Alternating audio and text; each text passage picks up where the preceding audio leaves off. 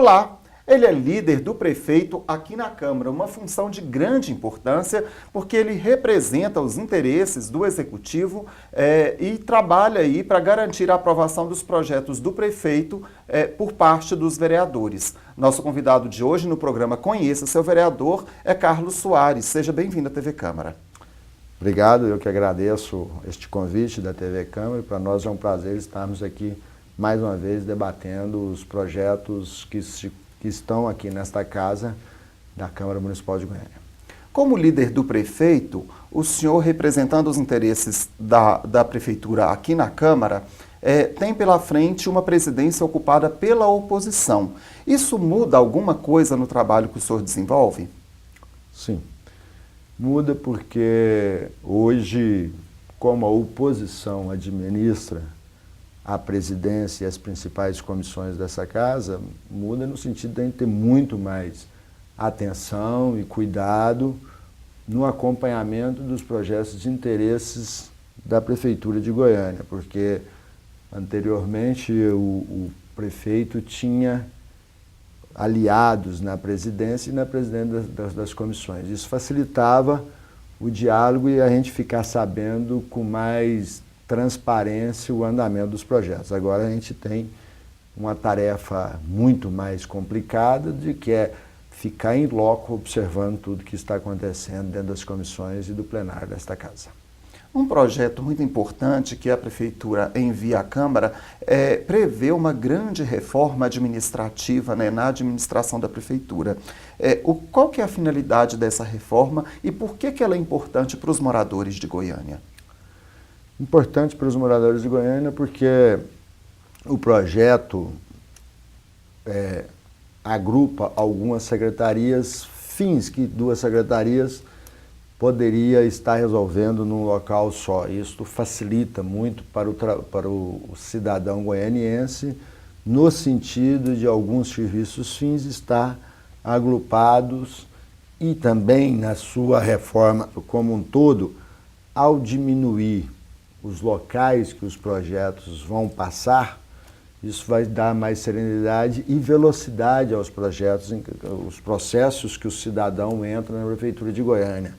Então ele, com essa junção de secretaria e a diminuição na microestruturas, vamos dizer assim, quando um cidadão goianiense entrar com alguma solicitação em Goiânia, assim, de algum serviço na Prefeitura, ou de alguma autorização, esse tempo será bastante reduzido e isso será de muita importância para todos os que podem ir à Prefeitura de Goiânia requerer alguma coisa, que isso ajuda muito a cidade. A gente pode dizer que essa reforma administrativa, ela reduz os gastos da Prefeitura e ela pode aí também aumentar a funcionalidade dos serviços prestados?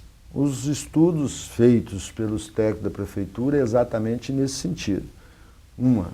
Com o fim de 11 secretarias e com várias funções deixando de existir, essas funções todas são remuneradas e as secretarias também, tem a economia salarial dessas pessoas que deixarão de ocupar essas funções e também outros gastos que a Prefeitura tem manter essa estrutura, de aluguel, água, luz, telefone, combustível. Tudo isso dá um conjunto na avaliação dos técnicos. Se o projeto for aprovado do jeito que está vindo para cá, uma economia de 70 milhões de anos. É uma economia bastante significante para o município de Goiânia e esse dinheiro, com certeza, todo será revestido em mais qualidade de vida para todos os moradores de Goiânia. Ainda falando de projetos do Executivo, um deles, que já está em plena execução aqui em Goiânia, é o que prevê a criação de grandes corredores para o transporte coletivo. Em que pé que está esse trabalho hoje em Goiânia e qual que é a contribuição que ele pode dar para a qualidade desse serviço? Hoje nós estamos na implantação do 4º corredor, que é o corredor T7. Já implantamos o Universitário, 85, T63 e agora estamos no T7. Isso dá uma qualidade extremamente positiva para a população. Uma que organiza melhor, o mais moderno, as faixas dos carros e reserva um espaço para o transporte coletivo. Então, se a gente juntar só o que está implantado, mais o T7 que está já em fase adiantada de trabalho, nós vamos, assim, o trabalhador, contando os minutos que ele está ganhando por dia em cada um, ele ganha mais de 1 hora por dia a menos de trabalho, né? Enquanto as centrais sindicais estão reivindicando uma carga horária de 40 horas, por exemplo, Goiânia já está implementando isso porque está dando 1 hora a mais para os seus trabalhadores na velocidade do transporte coletivo, porque isso é muito importante para quem anda de ônibus, né? E a cidade tem que observar, né?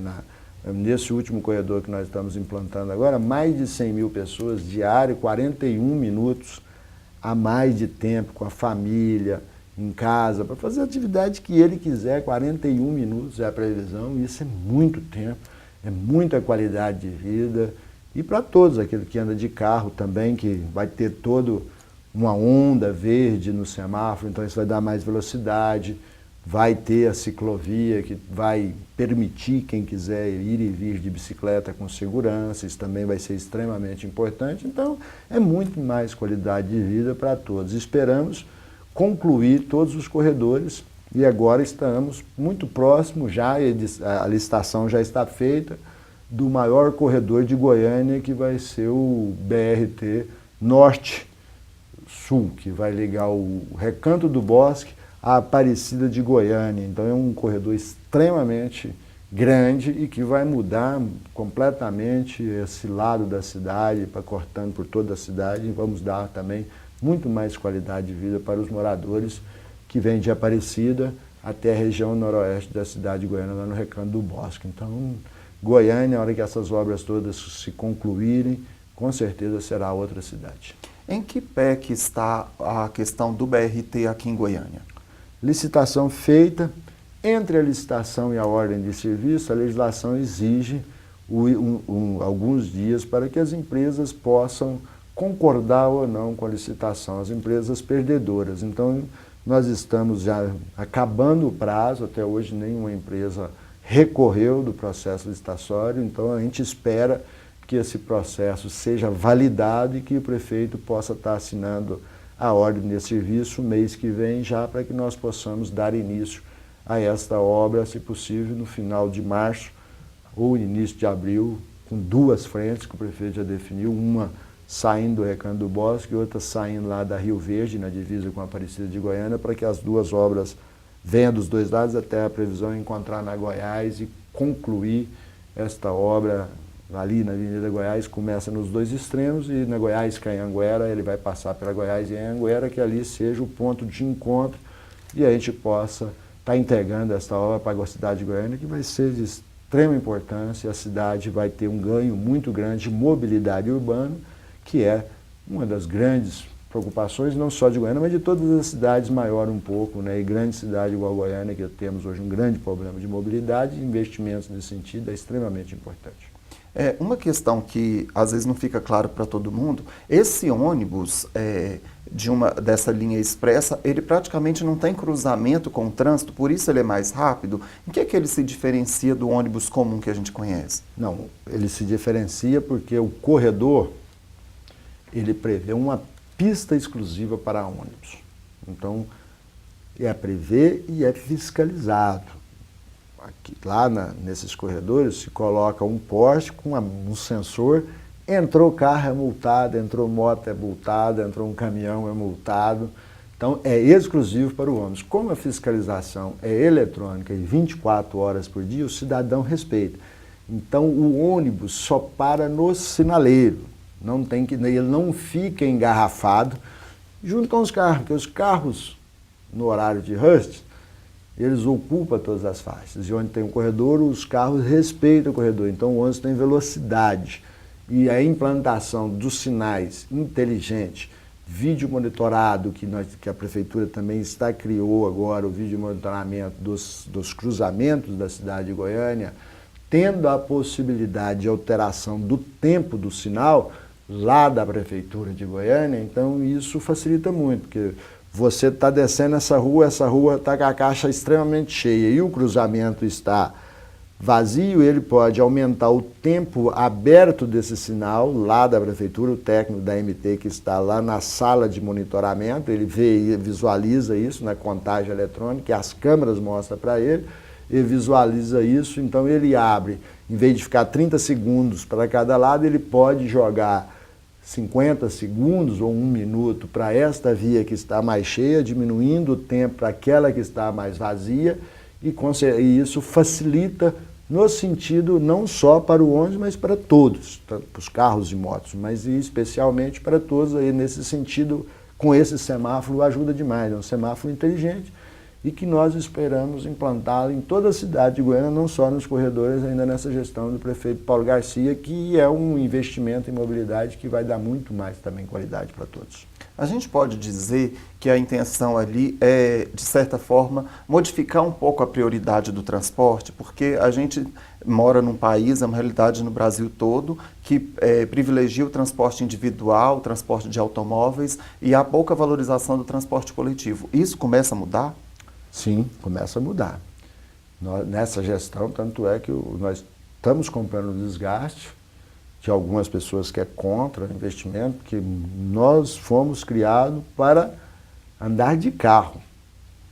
Carros, só você no conforto do seu carro, com o ar-condicionado ligado, o sonzinho, escutando a música que você quer, mas nós temos que ter a prioridade do que a cidade é. As cidades são para todos, e todos é a maioria. Primeiro o pedestre, calçada acessível para todos.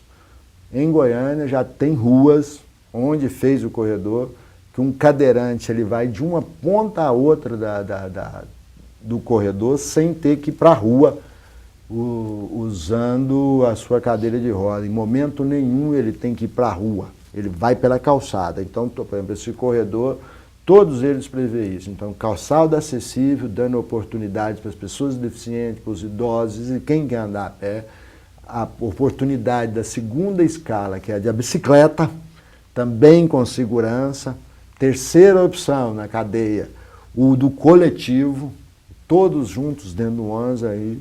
E a quarta opção, que é o carro. Então, em Goiânia, esta realidade começa a mudar, que é uma visão de uma cidade mais harmônica, onde pensa na maioria, né? E nós estamos implantando isso e com muito sucesso, onde já está implantado, todos estão satisfeitos. Esperamos concluir todo o planejamento, onde um corredor liga ao outro, para a gente até poder mudar o transporte coletivo, que hoje é um ônibus que carrega, esses ônibus comuns. Ao concluir todos os corredores, ali que estiverem interligados, a gente pode pôr ônibus articulados, que vai carregar muito mais pessoas com ar-condicionado e muito mais condições. Então, ao final, com certeza, todos os ônibus serão articulados e chegaremos a este ponto em Goiânia, se possível, muito em breve. Com esta parceria com o governo federal, através da presidência Dilma, que assinou com a Prefeitura de Goiânia a parceria no PAC da Mobilidade, nós estamos implantando com a contrapartida da Prefeitura e esperamos concluir isso em breve.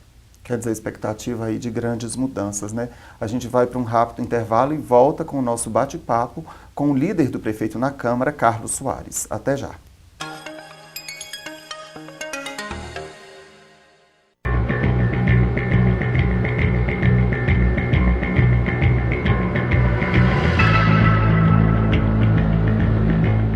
O Grande Hotel foi inaugurado em 1937, depois de 4 anos de trabalho.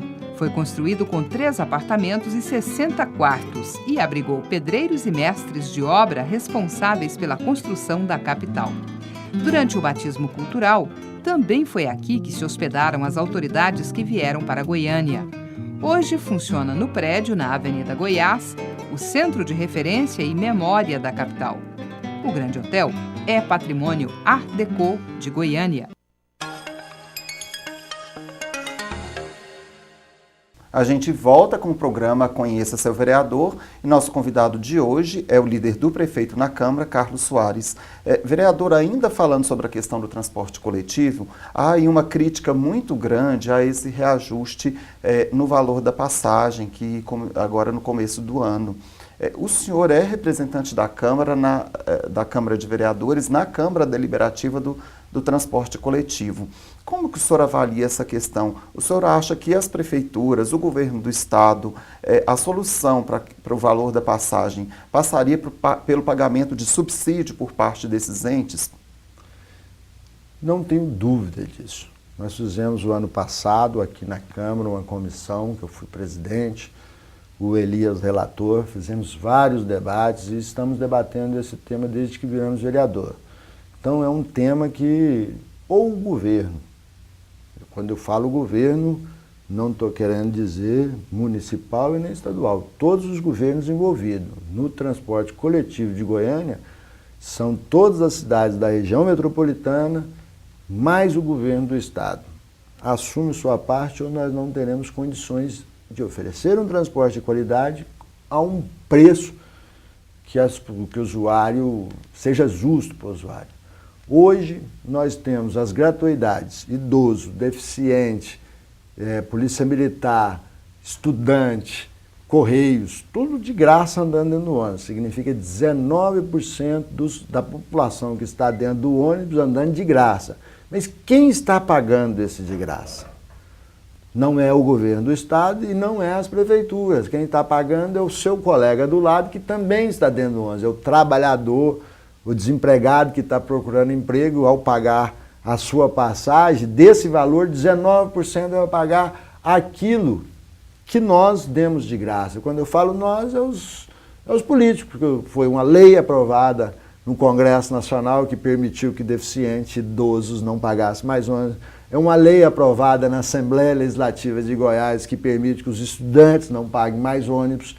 Então, mas permite que não paga, mas joga para quem usa, que é a parte mais fraca da cadeia, que é o trabalhador, que ganha menos, porque o trabalhador que ganha mais, ele está indo trabalhar de moto, de carro, e não está dentro do ônibus. Então, isso está errado, está muito errado. E eu tenho chamado a atenção dos debates que eu tenho participado, ou nós, prefeitura das 18 cidades do complexo metropolitano e o governo do estado de Goiás, tem que assumir o seu papel. Se nós estamos dando gratuidade, que nós pagamos para que as pessoas tenham gratuidade. Porque não dá, porque não tem nada de graça. Né?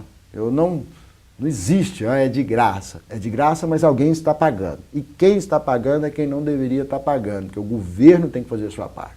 Então, todos esses debates que nós temos feito, nós cada dia ficamos mais claros desta importância. Tanto é que nós vamos trabalhar com muita força aqui na Câmara de Goiânia este ano, para que a cidade de Goiânia possa fazer sua parte de criar um fundo subsidiador do transporte coletivo, que é a implantação do parquímetro em Goiânia.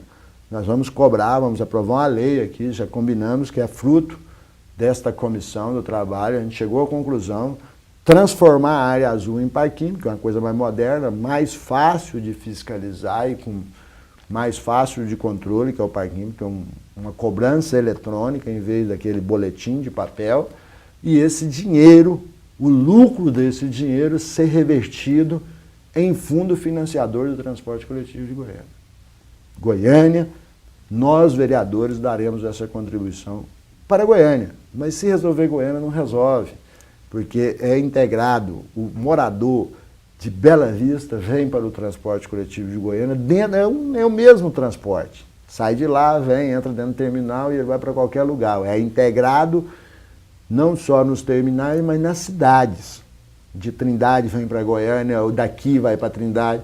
O usuário do transporte coletivo usa um complexo inteiro, todas as cidades.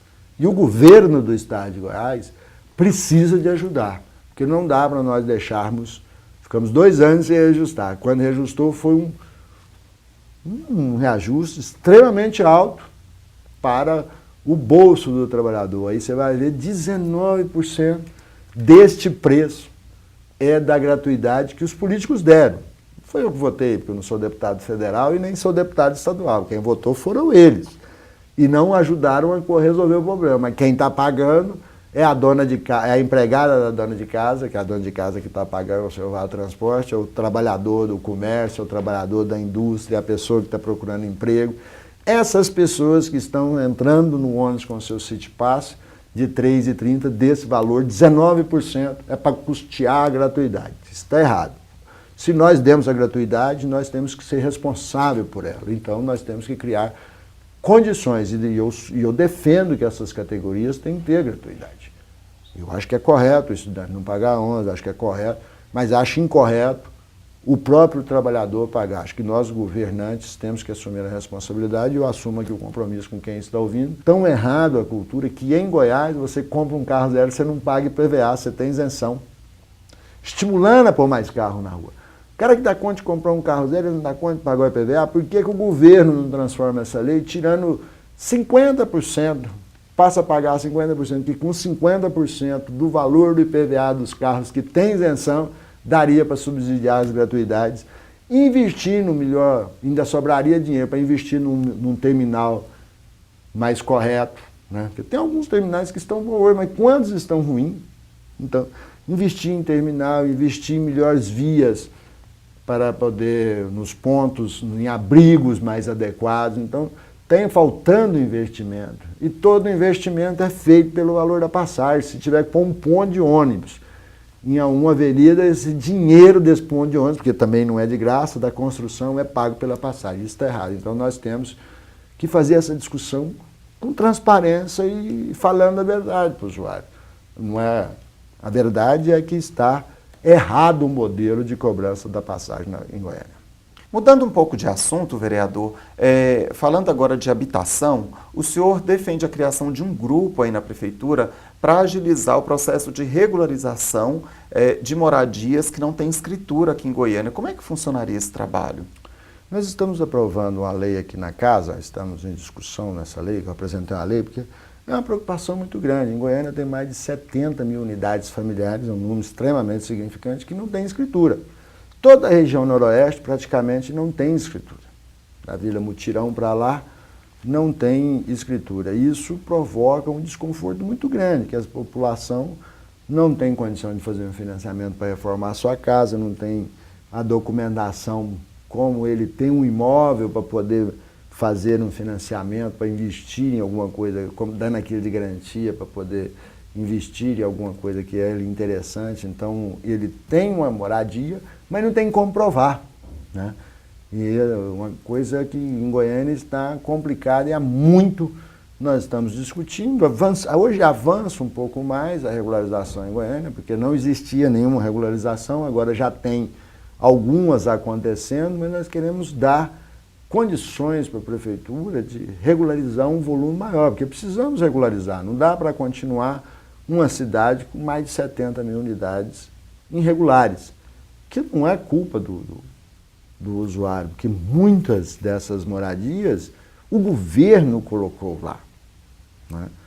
Mas, se a gente observar, por exemplo, a Vila Mutirão, quem colocou lá foi o governo, fez aquelas casas, inclusive em um dia, foi o primeiro mutirão que foi feito, quantas unidades ali, o governo levou e deu a casa, e nós já passamos mais de 30 anos e as pessoas ainda não têm direito a financiar, a usar, vender e comprar. E isso também dá segurança para a prefeitura, porque ao transatar, o dono daquele terreno, a partir do momento que ele passa a ter escritura, ele pode vender, comprar, e aí isso há uma valorização, porque nós que por aventura formos comprar um imóvel, ninguém de nós quer comprarmos um imóvel sem escritura.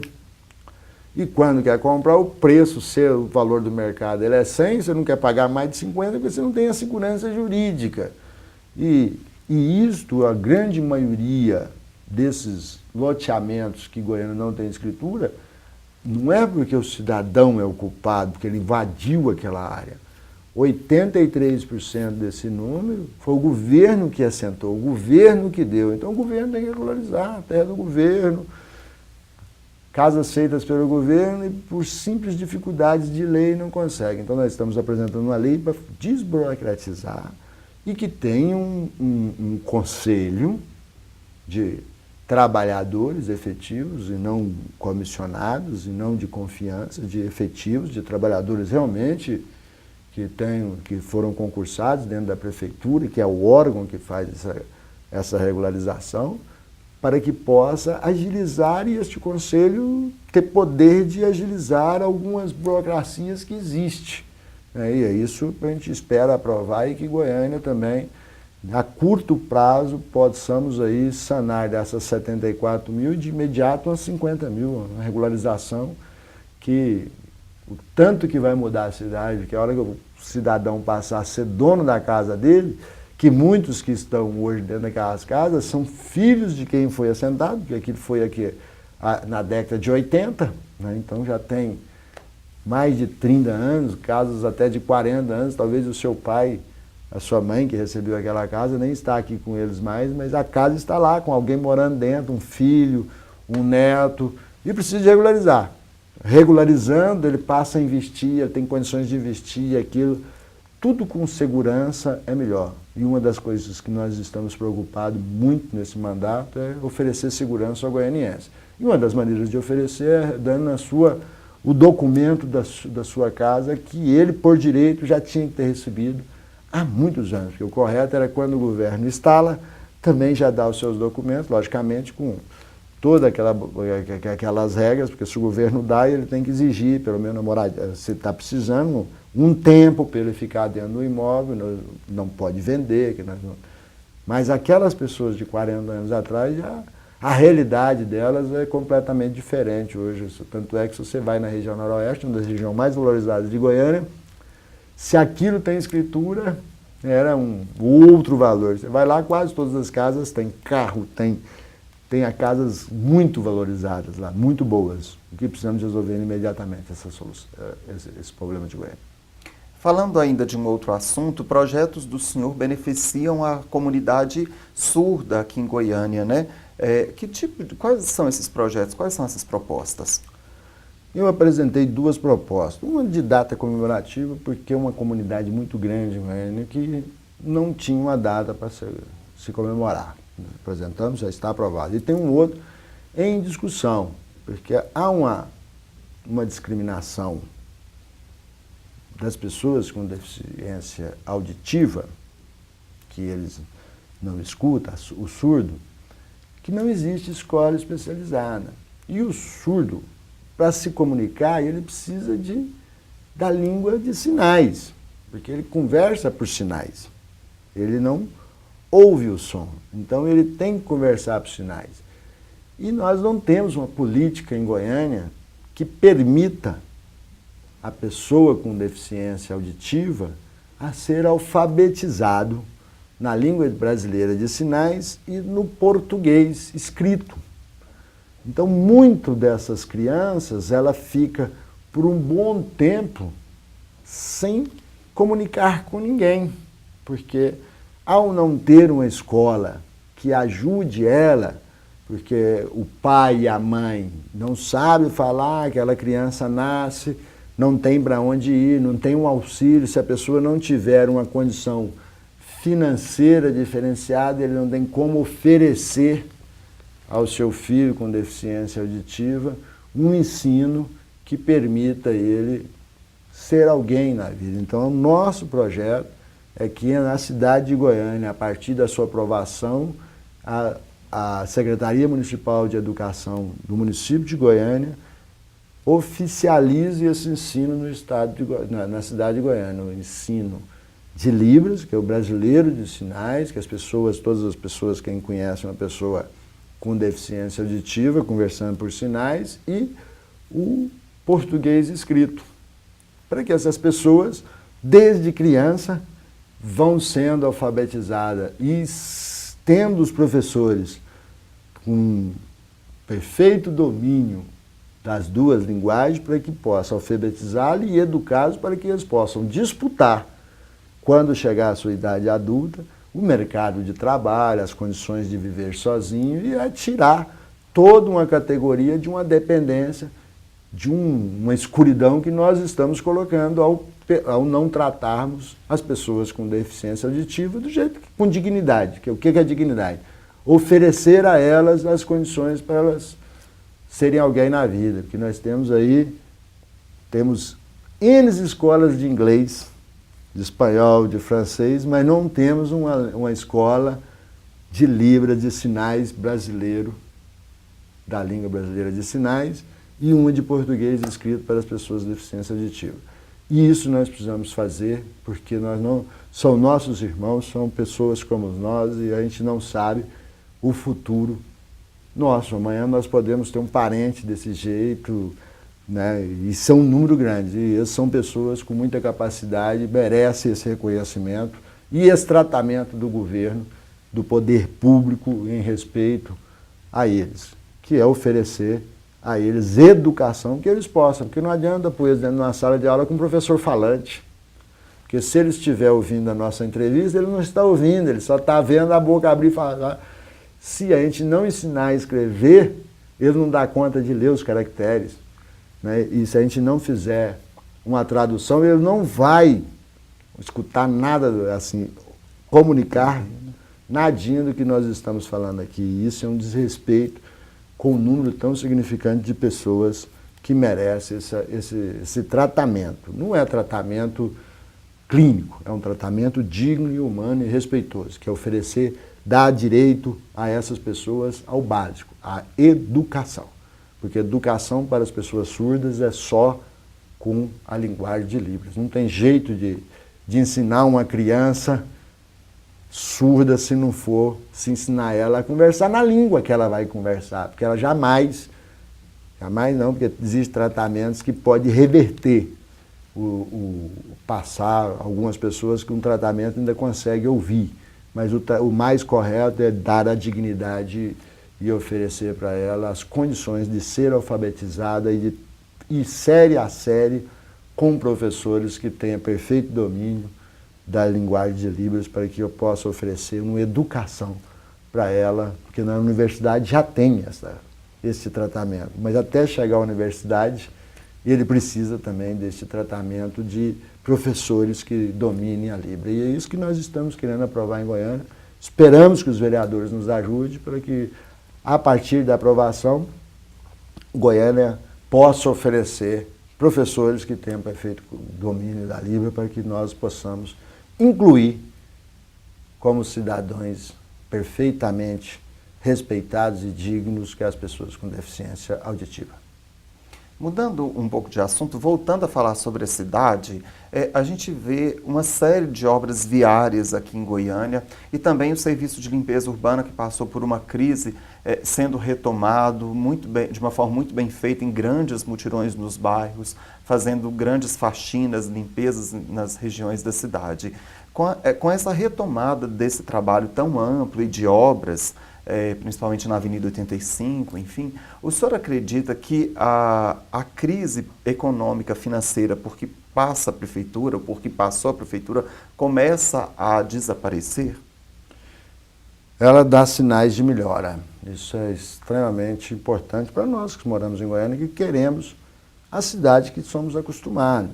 É uma cidade limpa, uma cidade bem cuidada, uma cidade onde oferece serviço à altura que a sua comunidade merece. Então nós passamos por uma crise muito grande, né, e estamos saindo dessa crise. Não saímos ainda, né? Isto eu acho que ainda demora um pouco, mas já nos dá uma esperança de que cada dia teremos dias melhores. Nós já não estamos mais naquela crise, estamos saindo dela, mas precisamos que as pessoas ainda nos ajudem. Nos ajude, por exemplo, 80% dos casos de dengue nas pesquisas feitas está vindo de dentro da casa.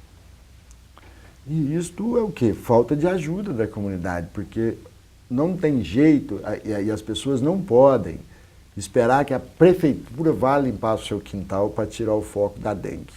E estamos passando, quantos e quantos reais nós estamos gastando hoje em Goiânia para combater as pessoas combater a doença de dengue nas pessoas que estão hoje lotando os nossos cais. Se nós, cidadão goianiense, estivéssemos ajudando a cidade, o que é ajudando a cidade? É limpar o seu quintal, pôr o lixo para fora no horário do dia, né? No meu setor passa segunda, quarta e sexta a coleta de lixo. Eu pôr o lixo para fora na segunda, quarta e sexta.